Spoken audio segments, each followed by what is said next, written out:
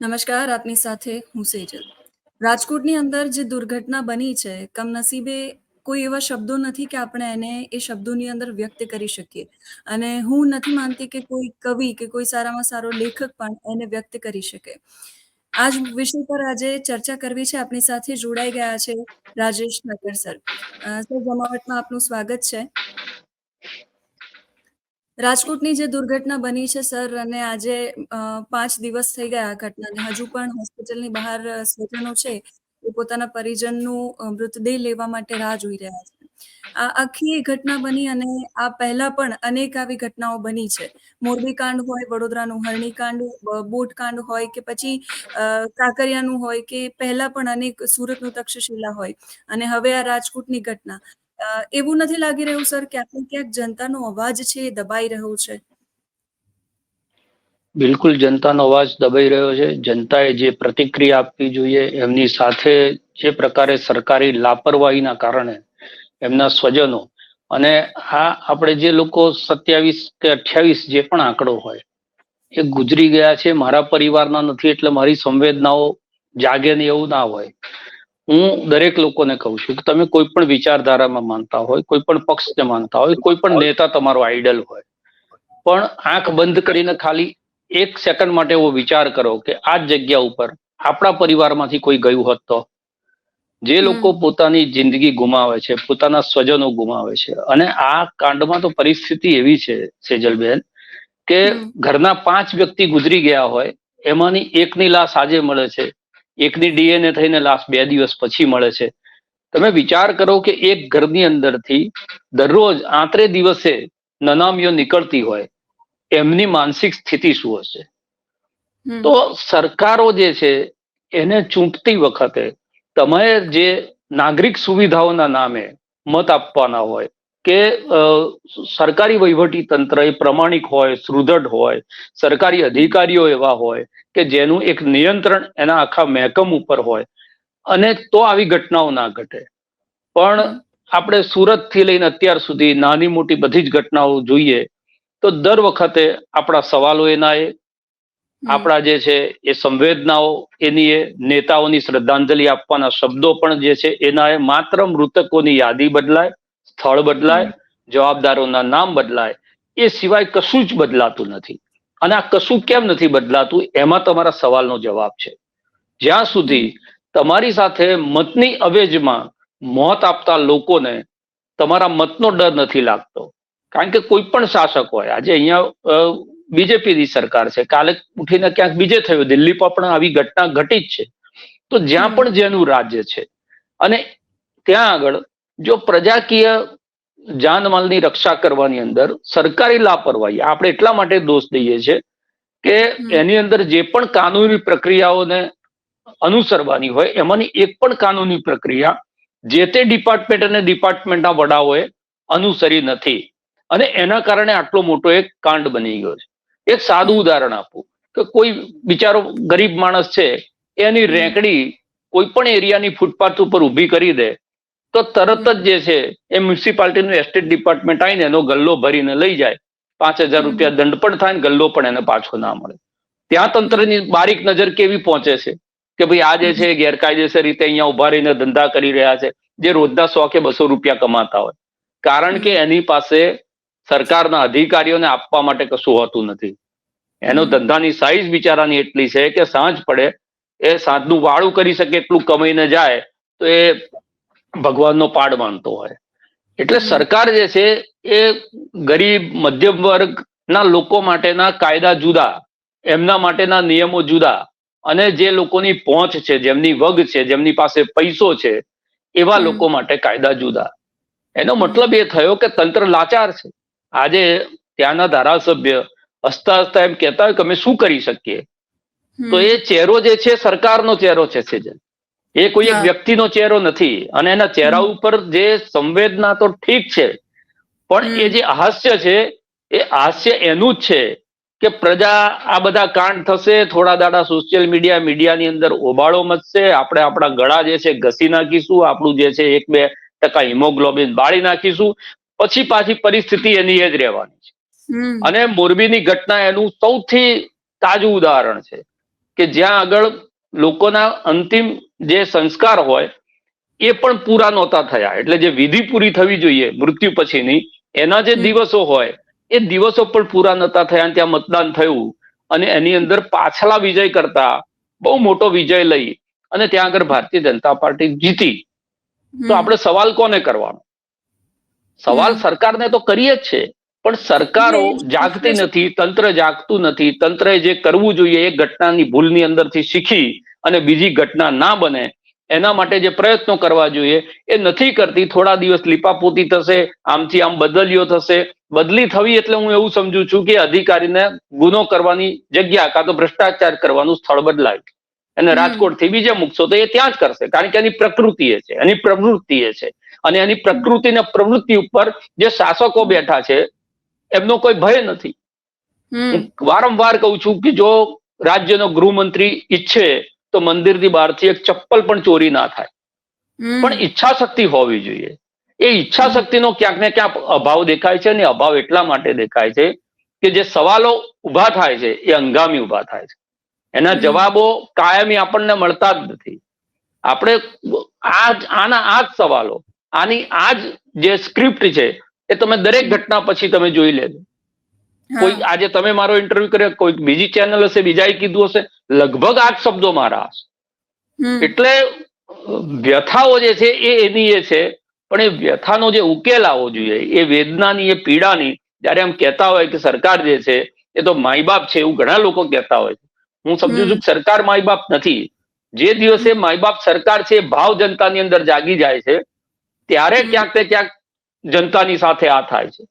એટલે કોઈ પણ સરકાર જનતાએ ક્યાંક ને ક્યાંક એડજસ્ટ કરવાનું શીખી લીધું છે, એટલે સામે બોલવાનું નહીં. અને એવું અત્યારે પ્રતીત થઈ રહ્યું છે, પેલું કહેવાય ને, દરેક ઘટના પછી જે પરિવાર છે પીડા વ્યક્ત કરતો હોય ને એવું કહેતો હોય કે તો જેના ગયા હોય એને ખબર પડે. અને સરકાર પાસેથી પણ દરેક વખતે એવી જ અપેક્ષા રાખવામાં આવતી હોય છે કે કંઈક થશે, અને કંઈ થતું નથી ને દરેક વખતે આ એકનું એક જ આપણે જોઈએ છીએ. જો ખરેખર સરકાર પ્રજાને પોતાના છોરું માનતી હોય તો કાર્યવાહી એવા પ્રકારની કરવી જોઈએ કે છોરું બીજી વખત હેરાન ના થાય.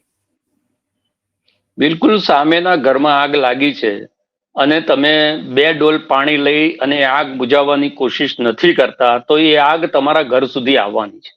જે પણ લોકો એમ સમજે છે કે આજે જે થયું છે એ રાજકોટમાં થયું છે, કાલે સુરતમાં થયું હશે, અને અત્યારે લોકો જે છે એ ચર્ચાઓ કરી અને જો 5 દિવસ પછી એ સમસ્યાને ભૂલી જવાના હોય તો આગ ક્યારે તમારા બાળકોને, તમારા ભૂલકાઓને એમ કે આનો શિકાર નહીં બનાવે એની કોઈ ગેરંટી નથી. આજે દરેક મા બાપ હશે, વેકેશનની અંદર આપણે જાણીએ છીએ કે ગુજરાતની અંદર બહુ ફરવાની જગ્યાઓ બહુ લિમિટેડ છે, અને એ લિમિટેડ જગ્યાઓમાં આવા ગેમિંગ ઝોન બનતા હોય એટલે ત્યાં આગળ ક્રાઉડ સ્વાભાવિક જ છે વધારે થાય. તમારી જ્યાં ઓફિસ છે એની સામે એક ગેમિંગ ઝોન બન્યો છે SG હાઈવે પર, બરોબર, મારું ઘર પણ ત્યાં છે. એ ગેમિંગ ઝોનમાં સદનસીબે એનું ઉદઘાટન થયું એના 15-20 દિવસ પહેલા આગ લાગી હતી, અને એના સાધનોને બધું બળી ગયું હતું ઇન્સ્ટોલ થયા પહેલાનું. તમે સમજી લો કે ઉદઘાટન થયા પછી થયું હોત તો શું થાત. અને આ તો રાજકોટની ઘટના તો કલઈ ખોલી નાખે છે. રાજકોટની ઘટના પછી સરકાર બધા જ ગેમિંગ ઝોન બંધ કરી દે છે. એનો મતલબ કે એમને પોતાને શંકા છે કે આ બીજા જે ગેમિંગ ઝોન ચાલે છે એની અંદર પણ લાયસન્સો લીધા હશે કે નહીં હોય, ફાયર સેફટીના સાધનો લગાયા હશે કે નહીં લગાયા હોય, સાધન હશે તેને વાપરતા ત્યાંના સ્ટાફને આવડતું હશે કે નહીં આવડતું હોય, એસ્ટેટ ડિપાર્ટમેન્ટે જે છે એના બાંધકામની ચકાસણી કરી હશે કે નહીં હોય, કોર્પોરેશન એને લાયસન્સ આપ્યું હશે કે નહીં હોય. આ બધી શંકાઓ સરકાર પોતાના તંત્ર ઉપર ઉભી કરે છે. કોર્ટે તો કાલ કીધું, પણ સરકારે તો પહેલા નિર્ણય કર્યો હતો કે બધા જ ગેમિંગ ઝોન બંધ કરવા. અને એમાં અમદાવાદની અંદરથી 5 કિસ્સા એવા બન્યા કે જેની અંદર ફાયર એનઓસી ના હોય, લાયસન્સ ના હોય, પોલીસની પરમિશન જે છે એ હોવી જોઈએ ના હોય. એટલે જ્યારે કોઈક એક ઘટના ઘટે છે ને એનું પોસ્ટમોર્ટમ થાય છે ત્યારે સરકારની પોલ ખુલી જાય છે. સરકાર ત્યાં સુધી જે છે એ ઘોર નિદ્રામાં. એટલે સરકારને જગાડવા માટે જો 25-30 માણસોએ આ ગુજરાતની અંદર મરવું પડતું હોય તો એનાથી વધારે શરમજનક બાબત કોઈ પણ સરકાર માટે હોઈ ના શકે. આ રાજકીય વિષય નથી, પણ રાજકીય એટલા માટે આપણે સવાલો ઉભા કરવા પડે છે કે જે લોકોના હાથમાં વ્યવસ્થાઓનું સંચાલન છે, જે લોકોના હાથની અંદર આ અધિકારીઓ છે કે જેમને જે સત્તા સોંપી છે, કાલે એક ભાઈ હતા મારી સાથે ડિબેટ કરતા હતા કે કલેક્ટરને બે આંખ હોય ક્યાં ક્યાં જોઈ શકે. ત્યારે મેં આ જ ઉદાહરણ આપ્યું હતું કે એક સામાન્ય ગલ્લાવાળો એ ગલ્લો મૂકે છે ત્યાં તો કલેક્ટરની નજર પહોંચી જાય છે, અને આટલું મોટું તામઝામ સાથે ગેમિંગ ઝોન ચાલતું હોય અને 4 વર્ષથી ચાલતું હોય, અને એક અધિકારી બીજા અધિકારી ઉપર ટોપી નાખે છે. પેલો કહે છે મારી પાસે ફાઇલ નહોતી આવી, પેલા કહે છે કે અમે આ નથી કર્યું, પેલું નથી કર્યું. એનો મતલબ કે કુલડીમાં ગોળ ભાગ્યો છે, અને પ્રજાની લાશોને તમે ક્યાં સુધી ચૂંટશો? તમે સમજો કે આ ચૂંટણી પતી ગઈ, એના પછી થયેલી ઘટના છે, પણ કદાચ મને તો શંકા છે ચૂંટણી પહેલા પણ આ ઘટના ઘટી હોત તો પણ રાજકોટના પરિણામમાં પણ કદાચ ફરક ના પડે. એટલે તમારા સવાલ ઉપર મારે વારંવાર પાછું આવવું પડે.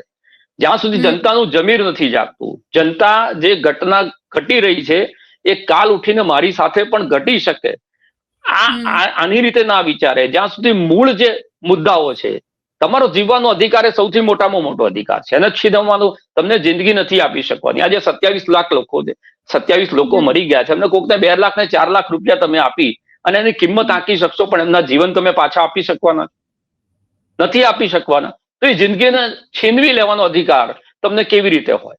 પછી બધા જશે, મુખ્યમંત્રીથી માંડીને મંત્રીઓ બધા જ જશે. તમે તમારી ચૂંટણીના રાજકીય નુકસાનો જે થતા હોય, રાજકોટમાં જે રૂપાલાનો બફાટ હતો એનું ડેમેજ કંટ્રોલ કરવા માટે કેટલા સક્રિય હતા મુખ્યમંત્રી? કેટલી વખત એના માટે મિટિંગો કરી, મંત્રીઓને દોડાયા, ગૃહમંત્રી પણ તાલુકે ફરતા હતા. તો તમારી ચૂંટણીનું મેનેજમેન્ટ છે એમાં તો તમે માઇક્રો મેનેજમેન્ટ કરો, એમાં તો તમે ટાર્ગેટ બેઝ કામ કરો છો. 5 લાખથી વધારે અમારે જીતવાનું છે, 400 થી વધારે સીટ લાવવાની છે, અને એના ગોલમાં પરિશ્રમ કરો છો, તમે પુષ્કળ પરિશ્રમ કરો છો. તો એ જ માઇક્રો મેનેજમેન્ટ તમારા વહીવટમાં કેમ નથી દેખાતું? એ જ પરિશ્રમ તમે જેમના મત લઈ અને સત્તામાં બેઠા છો અને તમને તમારો વહીવટ એમને ડિલિવર કરવાનો છે, ત્યાં આગળ કેમ નથી દેખાતું? એનો મતલબ એ થયો કે તમે એક વખત પ્રજાનો મત મળી જાય છે, એના પછી એની અવેજમાં તમારે જે પ્રજાને આપવાનું છે એ તમે નથી આપતા, અને પ્રજા પણ જુદા જુદા મુદ્દાઓ અને ચર્ચાઓમાં જે છે એ વળોટાઈ જાય છે, અને કોઈક એવા મુદ્દા ઉપર એનું વોટિંગ કરે છે. એના કારણે ડર નથી રહ્યો. શાસનની અંદર જે દિવસે પ્રજાનો ડર જતો રહે, જ્યારે તમારી નાગરિકતા, મેં એક આર્ટિકલ લખ્યો છે કે જ્યારે તમારી નાગરિકતા આત્મહત્યા કરી લે ત્યારે સરકારને તમે તમારી હત્યા કરવા માટેનો પરવાનો આપો છો. હું આને દુર્ઘટના ગણતો જ નથી. આ બેદરકારી પૂર્વક લોકોની કરેલી હત્યા છે, કારણ કે તમારે જે સુરક્ષાની પરવાનગીઓ આપવાની હતી, એ ચોકસાઈ કરવાની હતી, એનું સુપરવિઝન કરવાનું હતું, એમાંથી કશું નથી થયું. અને વાત તો ત્યાં સુધી બહાર આવે છે કે અંદરથી દારૂ ને બિયરની બોટલો પણ પકડાય. એનો મતલબ કે જેટલી પણ ગેરકાયદેસર પ્રવૃત્તિ ત્યાં થવી જોઈતી હતી, આર્થિક આતંકવાદ ને ગલ્લો ભરવા માટે જેટલો કરવાનો હતો એ બધું જ ત્યાં આગળ કર્યું છે. અને મોટા અધિકારીઓ એના ઉદ્ઘાટનમાં જાય, એમની સાથે સોશિયલ મીડિયાની અંદર જે છે એમના ફોટો શેર કરે, અને એ જ અધિકારીઓ એમ કે અમે જાણતા જ નથી. તો આ ક્યાં સુધી પ્રજાને તમે બેવકૂફ બનાવશો?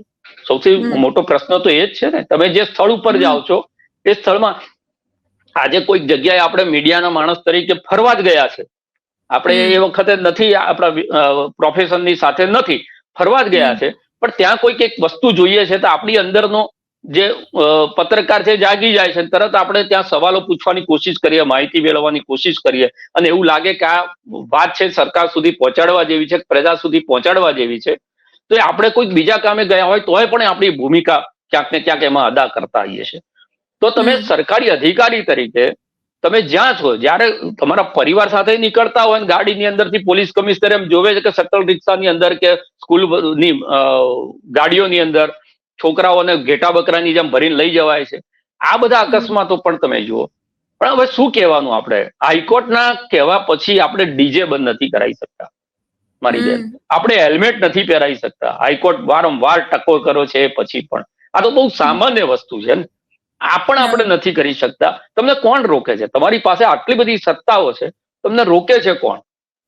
પણ સવાલ એ જ આવે છે ઈચ્છા શક્તિનો, અને પ્રજાનો જે ભય છે, પ્રજાનો જે ડર છે, એ શાસકોની અંદરથી જતો રહ્યો છે, કાં તો શાસકોનું અધિકારીઓ પર નિયંત્રણ નથી. આ બેમાંથી એક છે. શાસન પ્રમાણિક છે, શાસન જો આ બધું જ ઈચ્છતી નથી કે આવું કશું પણ થાય, તો એમનું અધિકારીઓ પર નિયંત્રણ નથી, ક્યાંક ને ક્યાંક અધિકારી રાજ ચાલી રહ્યું છે. આ બેમાંથી એક વસ્તુ જે છે એ આની અંદરથી સાબિત થાય. આ ઘટના જ્યારે બની એ ઘટનાના એ દિવસે જ અમુક પોલીસ કર્મચારીઓ છે ખુરશી ઉઠાવીને જઈ રહ્યા હતા, અને જ્યારે સવાલો કરવામાં આવ્યા તો એવું કહ્યું કે ભાઈ અમે તો સાહેબ માટે લઈ જઈએ છીએ, કમિશનર સાહેબ માટે લઈ જઈએ છીએ. શું આ જ પ્રકારની ટ્રેનિંગ આ લોકોને આપવામાં આવે છે કે જ્યારે એ પણ અધિકારી બને તો એ પણ કંઈક આવું જ કરે? જ્યારે કોઈ દુર્ઘટના બની હોય તો તમારામાં એ સંવેદના હોવી જોઈએ, માનવતા હોવી જોઈએ. આટલી મોટી દુર્ઘટનામાં કમિશનર સાહેબને બેસવા માટે ખુરશી જોઈએ? સેજલ, તમે જે વર્દી પહેરો છો, પોલીસ કમિશનર સાહેબને મારે કહેવું છે, તમે જે વર્દી પહેરો છો ને એ વર્દી માનવ શરીરની ઉપર જ પહેરો છો. તમે વર્દી પહેરો છો એટલે તમે માણસ નથી મટી જતા. તમારી અંદરનો જે માણસઈ જે છે, જે દિવસે મરી જાય એ દિવસે આવા દ્રશ્યો આપણને જોવા મળે. આપણે અત્યારે પણ હું ચર્ચા કરી રહ્યો છું, ત્યારે મને આ ઘટનાની આવી કોઈ પણ ઘટના બને ત્યારે પ્રશ્ન એ જ થાય કે સારું છે કે મારો પરિવાર ત્યાં આગળ નથી, પણ એ સારું છે પણ બીજાનો પરિવાર તો હતો. તમારી સંવેદનાઓ એટલી સંકુચિત થઈ જાય, તમારો દ્રષ્ટિકોણ એટલો બધો નાનો થઈ જાય કે મારી અંદરથી બહાર જ ના નીકળી શકે, તો તમારે જાહેર જીવન છોડી દેવું જોઈએ. તો તમારે આ પ્રકારનું જે પ્રજાકીય વહીવટ છે એની ખુરશી તમારે છોડી દેવી જોઈએ. તમે ખુરશી જ છોડી નથી શકતા. તમારી એસી ચેમ્બરમાં પણ તમારે ખુરશીઓ જોઈએ છે, અને જ્યાં પેલા ભૂંજાઈ ગયેલા લોકો છે કે જે ઓળખાતા નથી, બિલકુલ કોલસો થઈ ગયા છે, એના સ્વજનો ત્યાં આગળ વલોપાત કરી રહ્યા છે, આંસુ જે છે એ લોકોના રોકાઈ નથી રહ્યા, અને ત્યાંય તમારા સાહેબોની તમારે ચાંપલુસીઓ કરવાની હોય, ચમચાગીરીઓ કરવાની હોય, અને ખુરશીઓ ત્યાં આગળ પાથરવાની હોય, તો ખડે પગે રહેવું જોઈએ. શાસને તો કાયમ માટે ખડે પગે રહેવું જોઈએ. તે છતાં જો આ બધા દ્રશ્યો આપણને જોવા મળતા હોય તો એવું લાગે છે કે ક્યાંક ને ક્યાંક માણસઈ જે છે એ ખતમ થઈ ગઈ છે. આ વર્દીઓ પહેરવાથી, કાં તો આ જબ્બા કોટી પહેરી નેતા થઈ જવાથી મને એવું લાગે છે કે એની અંદરનો માણસ જે છે એ ક્યાંક ને ક્યાંક ગુંગળાઈ અને મરી જતો હશે. બાકી સામાન્ય વ્યક્તિની જે દ્રશ્યો જોઈ રહ્યા છે આપણે, તમે વિચાર કરો કે 1.5 મિનિટ, 2 મિનિટ, 3 મિનિટ ત્યાં હાજર રહેલા લોકો માટે કેવી સાબિત થઈ હશે. સર કે જે 40 ડિગ્રી ટેમ્પરેચરમાં આપણે નથી રહી શકતા, 40-45 ડિગ્રી ટેમ્પરેચરમાં આપણી ચામડી બળે છે, તો એ 800 ડિગ્રી ટેમ્પરેચરમાં જે લોકો જીવતા હોમાયા છે એમનું શું થયું હશે? બિલકુલ સાચી વાત છે. અને આગ લાગે, આગ પ્રસરી જાય, એની અંદરથી કોઈ બચી ના જાય, એની તમામ વ્યવસ્થા જગ્યા ઉપર હતી. એના ફોર્મ્સ હતા, ફોર્મ્સની ઉપર વેલ્ડિંગ હતું, ઉપર જે છત છે ફોર્મની બનેલી હતી, નીચેથી આગ લાગે છે, 1 જ મિનિટમાં છત સુધી પહોંચે છે, ત્યાં આગળ મોટા મોટા હાઈ વોલ્ટેજના ઇલેક્ટ્રિકના વાયરો જાય છે, એની અંદર શોર્ટ સર્કિટ થાય છે, એટલે કોઈ પણ માણસ બચી ના શકે. એનો એક્ઝિટનો દરવાજો નથી ઇમરજન્સી માટેનો. એટલે જેટલા પ્રકારની લાપરવાહી થઈ શકતી હતી, હું તો સમજી છું કોન્ટ્રાક્ટરોને આપણે કાયમ ગાળ દઈએ કે ભાઈ આને ફાંસી ચડાવી દેવો જોઈએ, આ કરાવી દેવો જોઈએ. એનો તો નિહિત સ્વાર્થ હતો, પૈસા કમાવા માટેનો. એને તો જે છે એના ગલ્લામાં કેટલા પૈસા આવે છે એટલો સ્વાર્થ હતો. પણ તમારો જે છે, તમારે તો બહોળા પરિપ્રેક્ષની અંદર જોવાનું છે. તમને બેસાડ્યા છે એના માટે, તમને જે મહેકમ આપવામાં આવે છે સરકારમાંથી, તમારી પાસે જે કરોડો રૂપિયા ખર્ચાય છે પ્રજાની સુરક્ષા સલામત રહે એના માટે, તો એ માત્ર લાલ લાઈટોમાં ફરવા માટે નથી. લોકો જે પોલીસ વાળા છે તમને સલામ ઠોકે, એ ઋતબો જે છે એ ઋતબોનો એન્જોય કરવાનો, એના માટે તો તમે અધિકારી તરીકે નથી. એટલે સૌથી મોટા જવાબદારો જે છે એ અધિકારીઓ તો છે જ, પણ અધિકારીઓ આ પ્રકારની લાપરવાહી કરે છે, વારંવાર કરે છે, અને એમાંથી કોઈ પણને સજા નથી થતી. દાખલો બેસે એવી સજા. આજે સુરતની ઘટના મને યાદ છે, દેવાંશી એ વખતે એક બીજી ચેનલની અંદર હતી, અને એ વખતની બહુ જ સંવેદનશીલ જે છે એ આખો એક એપિસોડ એમણે કરેલો, આપણા રૂવાડા ઉભા થઈ જાય. એના પછી સુરતની અંદર શું થયું, કેટલા લોકોને સજા થઈ. નાની નાની માછલીઓને પકડીને FIR કરી દેવાની, અને મોટા મગરમચ્છો જે છે એ નીકળી જાય. કાલે શક્તિસિંહ ગોયલે સાચી જ વાત કરી છે કે જેના ઉદઘાટનમાં મ્યુનિસિપલ કમિશનર કે પોલીસ કમિશનર જેવા લોકો જતા હોય, ત્યાં એનો સ્ટાફ જે છે એ કેવી રીતે નોટિસ પકડાવશે? એટલે અધિકારીઓ પણ જવાબદાર છે, ને અધિકારીઓ ઉપર નિયંત્રણ નહીં રાખી શકનારા શાસકો પણ એટલા જવાબદાર છે. એટલે મોટા માણસોને જ્યાં સુધી સજા નહીં થાય, અને માત્ર ખાતાકીય બદલ્યો નહીં. બદલ્યો તો ભ્રષ્ટાચારની જગ્યા બદલાય છે, ગુનો કરવાનું સ્થળ બદલાય છે, એનાથી વિશેષ કશું નથી થતું. સસ્પેન્શનમાં આપણે સમાચાર બનાવીએ છીએ કે આ સસ્પેન્ડ થયા, પણ ખાતાકીય તપાસ પછી અડધો પગાર ઘેર બેઠા લેતા હોય છે એ લોકો ક્યારે પાછા સર્વિસમાં આવી જાય છે એ આપણને એનું ધ્યાન રહેતું નથી હોતું. એટલે જે કલમો આ કોન્ટ્રાક્ટર ઉપર લાગતી હોય, અને હું તો કઉ છું કે અત્યારની જ કલમ લાગવી જોઈએ, કારણ કે આ ગેરઈરાદન કૃત્ય છે, ફલાણું છે, કાયદાની છટકબારીઓ બહુ આમાં કામ કરતી નથી. એ જે ફોજદારી ગુનો લાગતો હોય એ જ ફોજદારી ગુનો આ અધિકારીઓ ઉપર જ્યાં સુધી નહીં લાગે, આઈએસ અને આઈપીએસ કક્ષાના લોકો ઉપર, ત્યાં સુધી તંત્રની અંદર ડર દઈ બેસે. થોડા દિવસ નાટકો થશે, આપણે તથ્ય પટેલ અહીંયા બધાને મારી નાખ્યા, પછી આપણે સિંધુ ભવન રોડ ને એસજી ઉપર જે ડ્રાઈવ ચાલી રાતના 1-1:30 વાગ્યા સુધી પોલીસની એ જોઈ હતી, અત્યારે સ્થિતિ એના એ જ છે. એટલે ઘટના ઘટે છે એટલે સ્મશાન વૈરાગ આવે સત્તાની અંદર, અને જવાબ આપવો છે એટલા માટે કેટલીક લીતા. આ તો સુપ્રીમ કોર્ટે સુઓ મોટો કરી એટલે તાત્કાલિક આટલા મોટા અધિકારીઓ જે છે એમની બદલીઓના સસ્પેન્શનના બધા કાર્યવાહી થઈ.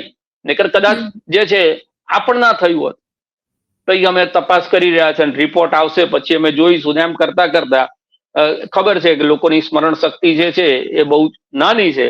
કોઈક બીજો વિષય આવશે એટલે આ વિષયને ભૂલાઈ જશે. આપણે જે કરતા હતા એ કર્યા કરીશું. એટલે સર સવાલ એ જ છે કે આ બધી જ ઘટનાઓને કેટલા એપિસોડ આ ઘટના બન્યા પછી પણ અમે કર્યા, અને પહેલાની ઘટનાઓ પર પણ કર્યા હતા, અને હજુ એ ચાલુ રહેશે. સવાલ એટલો જ છે કે જનતા જાગવી જોઈએ. એમનું મૌન છે એ અત્યારે અકળ છે, અને એ મૌન છે એ એનો પરવાનો છે કે હજુ પણ આવી ઘટનાઓ બનશે તો જવાબદારી સરકાર નહીં લે તો પણ અમને કોઈ ફેર પડવાનો નથી. અને એટલા જ માટે અમે આ ચર્ચાઓ કરી રહ્યા છીએ કે કદાચ કોઈ એકાદ વ્યક્તિ એકાદ ખૂણે જાગી જાય તો પણ સરકાર છે એ જાગશે અને આ જે ઘટનાઓ બને છે ન બને એ પ્રકારની કાર્યવાહી આગળ થાય. આભાર સર. એક નાની વાત કરી દઉં. આખા વિષયમાં જે છે એક શાયરે બહુ દાર્શનિક વાત કરી છે કે આદમી મરને કે બાદ કુછ નહીં બોલતા और कुछ नहीं बोलने पर आदमी मर जाता है. આપણે કશું નથી બોલતા, કશું નથી કરતા, કોઈ પ્રકારની પ્રતિક્રિયા નથી આપતા, બધું ભૂલી જઈએ છે. એટલા માટે આપણે નહીં બોલીને આપણે મોત જે છે એ આપણા ગળે લગાડી રહ્યા છે. આટલું પ્રજાએ સમજવું પડશે. સાચી વાત છે સર. બોલવું અને બહુ જરૂરી છે આ ઘટના પછી તો બોલવું, કારણ કે આજે જે ઘટના ત્યાં બની છે એમાં જેના પરિવાર છે કાલ સવારે બની શકે કે આવી અઢળક જગ્યાઓ છે જ્યાં આપણે જઈ રહ્યા છીએ અને ત્યાં પણ આવી કોઈ ઘટના બને અને કમનસીબે ત્યાં આપણો પરિવાર હોય તો આ પ્રકારની વિચારસરણી છે જનતાના મગજની અંદર આવવી જોઈએ. આભાર આપ અમારી સાથે જોડાયા માટે. ધન્યવાદ. જનતાએ હવે જાગવું પડશે, બોલવું પડશે, કારણ કે મૌન રહેશો તો તમારું મૌન છે એ બીજા કોઈકને પરવાનો આપી રહ્યું છે, મંજૂરી આપી રહ્યો છે, સહમતિ આપી રહ્યું છે કે હજુ પણ આ પ્રકારની કોઈ ઘટના બનશે તો અમને કોઈ જ ફરક પડવાનો નથી. અને એટલા જ માટે અમે કહી રહ્યા છીએ કે હવે સમય થઈ ગયો છે જાગવાનો અને બોલવાનો. બસ હવે બહુ થયું. આટલી ઘટનાઓ થઈ, આટલા મૃતદેહો જોયા અને એવી કરુણ પરિસ્થિતિ જોઈ ત્યાર પછી પણ જો આપણે ચૂપ છીએ તો આપણે મરેલા છીએ.